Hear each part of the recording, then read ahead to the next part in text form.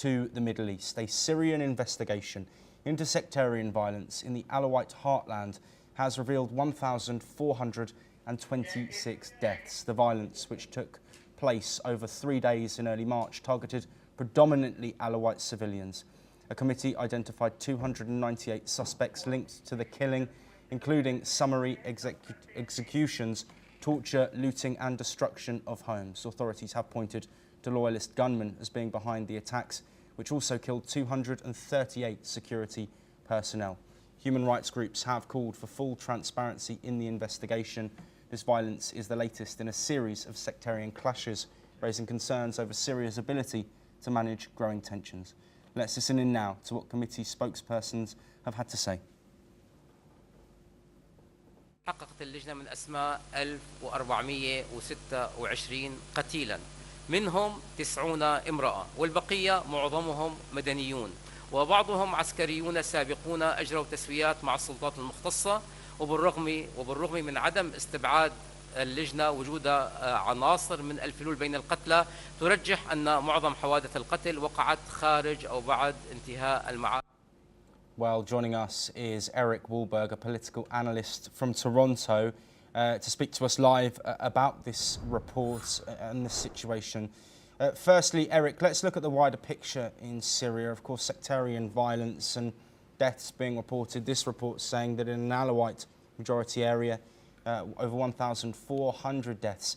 How significant is this for the stability of Syria as sanctions are lifted and efforts towards stabilisation after, of course, over a decade of civil war? How difficult is this for Syria to move past, and what needs to be looked at in order to avoid violence like this flaring up again? Well, it's very significant, and it is very predictable. That was the whole point of supporting Assad, because he was able to hold the country together. He was not persecuting minorities. He was persecuting the Sunni more than anyone else. So that really was the issue that people, Syrians, turned against him for his own dictatorship. That it was not a pleasant regime. It was not democratic. But the opposition was even worse, as we see. It's Al-Qaeda, and the dirty politics of U.S.-Israel is just appalling, because they support Al-Qaeda. They secretly support Al-Qaeda right from bin Laden through to today, through Iraq. The horrors there. The U.S. pretends to be fighting it, but at the same time it supports it. So this shows you how confused and contradictory U.S.-Israeli policy is. They think that somehow they can turn these Al-Qaeda people into well-meaning, law-abiding Western lackeys. But that's not how Al-Qaeda see themselves. And they want to kill and torture anyone that they think is heathen, kuffar.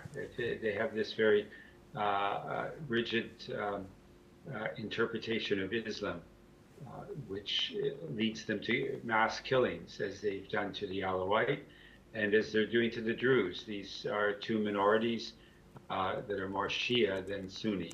And so the Sunni Al-Qaeda want to wipe them out, very much like Israel wants to wipe out Palestinians. It's the same totalitarian, chauvinistic thinking. So that's where we stand with Syria. It's just going to get worse. And as it falls apart, Israel will undoubtedly just occupy and take over southern Syria. In fact, what Israel wants to do, it's already warned Lebanon. They said, if you don't get rid of Hezbollah, then we will use Greater Syria as a platform to occupy Lebanon and turn it into a Greater Syria, which then would be under Israeli dominance, Israeli control. So that's